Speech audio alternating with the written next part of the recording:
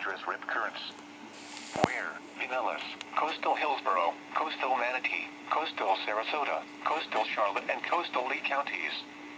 When, through this evening, impacts, rip currents can sweep even the best swimmers away from shore into deeper water. Swim near a lifeguard.